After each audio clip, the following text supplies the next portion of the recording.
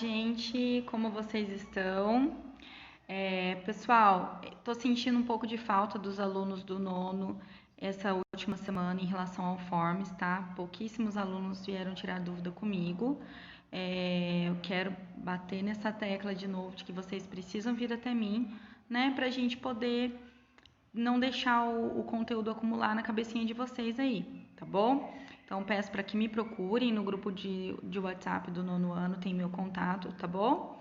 E essa semana, gente, a gente vai continuar um tema que a gente já iniciou na última aula, que são as propriedades da matéria, né? Eu falei para vocês que a gente tem o grupo das propriedades gerais, que é o que toda matéria vai ter, e o grupo das propriedades específicas da matéria, que só apenas algumas terão ou não, tá?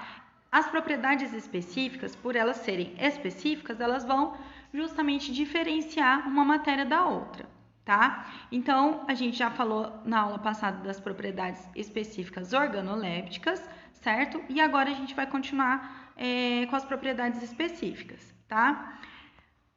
Nessa aula, gente, a gente vai falar das propriedades específicas funcionais, tá? Nas funcionais, gente, o que acontece? Existem 4 tipos, tá? As propriedades funcionais, elas podem ser ácidos, bases ou alcalinos, tanto faz o nome, óxidos ou sais, tá? Para ser considerado ácido, gente, uma característica dos ácidos é o que, por exemplo, quando a gente toma um suco de limão que está muito forte, a gente sente aquele sabor azedo, né? Que dá aquela queimadinha na língua, certo? Então, uma das características do ácido é isso. Ah, mas professor, então para eu saber eu tenho que provar? Não, gente, vocês não podem provar nada que vocês não sabem a procedência, que vocês não sabem o que é, tá bom? Porque existem diversos materiais que são corrosivos, que podem dar queimaduras graves, então não é provando que vocês vão saber, tá? Outra característica dos ácidos, gente, é que as fórmulas deles, lembra H2O, CO2 e tal? A fórmula do ácido sempre vai começar com um H, tá? Por quê? Porque em meio aquoso, se eu pegar um ácido e colocar no meio aquoso, num líquido, ele vai liberar íons de hidrogênio H+, tá bom? Já as bases, elas são o oposto do ácido, tá? A classificação para ele ser ácido ou básico é uma tabelinha que vai de 0 a 14, tá? O meio do caminho dessa tabelinha, que é o número 7, vai ser o neutro, tá? É uma coisa que é neutra. Então, o 7 é neutro. Tudo que está abaixo de 7 vai ser considerado ácido. Tudo que está acima de 7, ou seja, 8, 9, 10, 11, vai ser considerado básico ou alcalino, tá bom? Então, ácidos e bases são coisas opostas umas das outras, tá? Uma das características do alcalino é que ele tem sabor adstringente. O que é sabor adstringente? Sabe quando você come uma banana verde ou um caqui verde, dá aquela amarrada na boca, aquela segurada na boca, parece que dá uma ressecada? Então,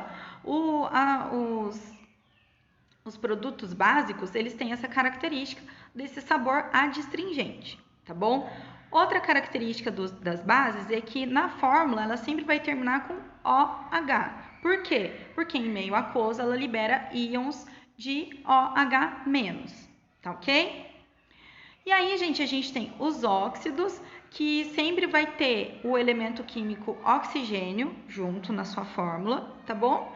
E os sais. O que é o sal? É aquilo que não é ácido, que não é base e nem é óxido. Sobrou. Olhei na formulinha lá dele. Por exemplo, HCl, tá? O ácido clorídrico. O próprio nome já diz, né? É o ácido clorídrico. Começou com H, é um ácido, tá? NaOH, hidróxido de sódio. Terminou com OH, é base. CO2, tem oxigênio lá na sua fórmula, não tem? Sem o hidrogênio, então ele é um óxido. E o sal? O sal não começou com H, não terminou com OH, nem é um óxido, ele é um sal, tá? E qual que é uma característica do sal? É que ele tem um sabor salgado, tá? Por exemplo, o cloreto de sódio, que é o nosso sal de cozinha, é um sal, tá bom? Aí, gente, a gente tem as propriedades específicas da matéria, físicas, tá? A gente acabou de falar das funcionais, agora a gente vai falar das físicas. Eu já falei isso na sala, então eu vou falar bem rapidinho, tá bom? Para a aula não ficar muito longa. A gente vai ter o ponto de fusão, que é o quê? quando passa do estado líquido para o estado sólido. Qual que é o ponto de fusão da água? Quando que a água vai congelar? Ela vai congelar em uma atmosfera normal, vai congelar numa temperatura de 0 graus Celsius, tá? E é o ponto de ebulição. O ponto de ebulição da água vai ser 100 graus Celsius. Ela vai entrar em ebulição numa pressão de 1 atm em 100 graus Celsius, tá? Por que a gente sempre fala em 1 atm? Porque lembra que eu expliquei para vocês que se a gente estiver num local de maior altitude, como eu tenho menos atmosfera ali em cima fazendo pressão sobre o meu líquido, então ele vai entrar numa temperatura de ebulição menor um pouco? Então sempre a gente vai considerar pressão atmosférica de 1 atmosfera, que é ao nível do mar. Tô falando rapidinho porque eu já expliquei isso na sala, tá bom, pessoal? A gente tem a densidade também. O que é a densidade? É a quantidade de matéria que eu tenho em um determinado pedaço, tá? Em uma determinada extensão da matéria, tá? Como que a gente determina a densidade? A densidade, gente, a gente vai pegar o valor da massa e dividir pelo volume, tá bom? Solubilidade é a capacidade de dissolver, certo? É a capacidade dele de dissolver ou não em um determinado líquido, tá? Por exemplo, se eu pegar um pouco de limalha de ferro, ferrinho, como se fosse ferrinho ralado, para vocês entenderem. A limalha de ferro eu posso colocá-la na água, mexer, que ele não vai dissolver. Agora, se eu pegar um pouco de sal de cozinha ou de açúcar, enfim, colocar na água e mexer, vai dissolver, não vai? Então, o ferro não tem solubilidade, já o sal de cozinha e o açúcar têm solubilidade, tá? A condutibilidade elétrica, ou seja, vai conduzir ou não corrente elétrica. Maleabilidade, o que é? Permite a moldagem em lâminas finas. Então, se eu pegar uma lâmina fina de ferro, eu consigo dar uma dobrada nela. É um pouco difícil, mas eu não consigo fazer esse movimento de retorcer, né? Isso é a maleabilidade. O magnetismo é se ele é atraído ou não por ímãs, tá?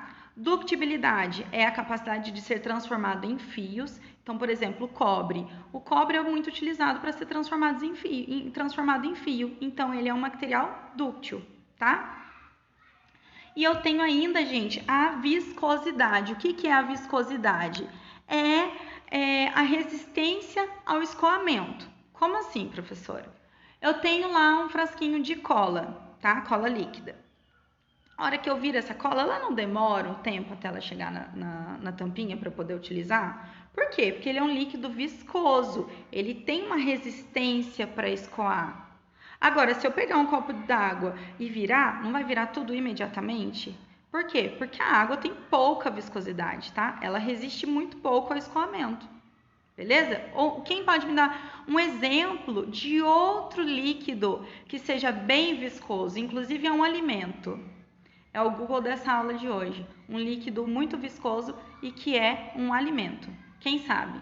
Dá um pause aí, pesquisa que eu já volto falando. Pesquisaram, pessoal? Um exemplo de líquido bem viscoso? Com certeza vocês devem ter pesquisado vários, mas o exemplo que eu vou dar é o mel.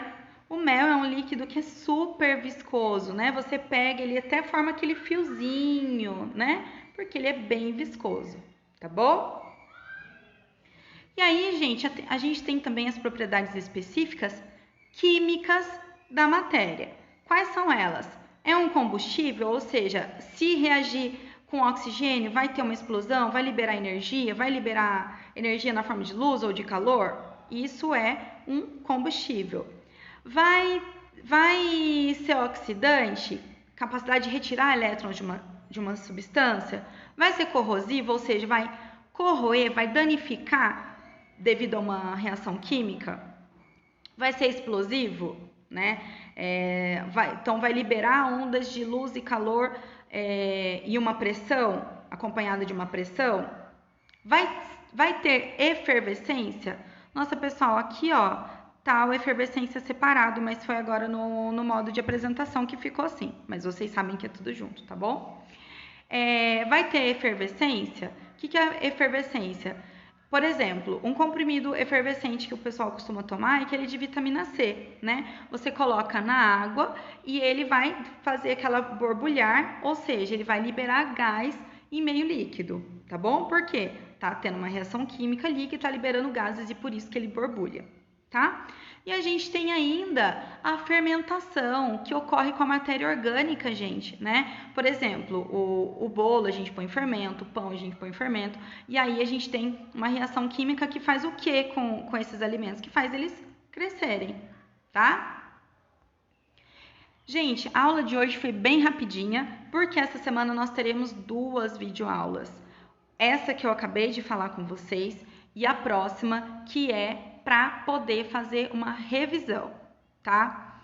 Vai ficar faltando ainda o conteúdo da lei de Proust e de Lavoisier, que vai ficar ainda para daqui a umas 2 semanas, tá? Então, gente, eu quero que vocês lembrem o seguinte, uma coisa que eu falei lá no primeiro bimestre, eu quero que vocês peguem o caderno antes da revisão para vocês darem uma recordada.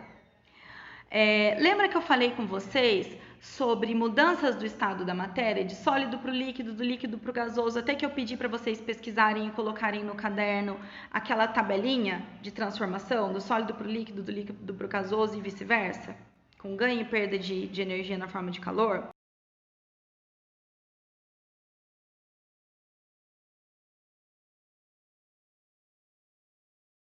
Eu pedi para vocês e vocês colocaram no caderno, inclusive eu dei visto nisso, tá? Eu quero que vocês estudem isso.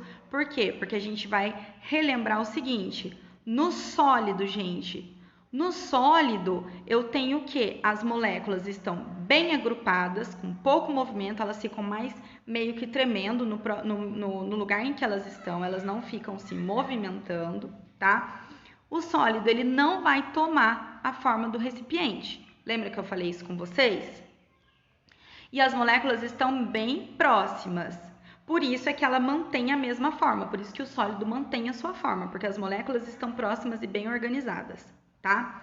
Já no líquido, gente, o líquido, se eu virar ele num recipiente largo, ele toma a forma do recipiente. Se eu virar ele num recipiente mais compridinho, ele vai tomar a forma do recipiente, né? Por quê? Porque essas moléculas, elas não estão tão próximas quanto no sólido, e elas têm esse movimento, que inclusive a gente consegue observar, roda-moinho, várias coisas no líquido. Se a gente passar a mão, a gente vê o líquido se movimentando, não vê? Por quê? Porque as moléculas, elas não estão grudadas, elas não estão fixas no mesmo lugar, tá?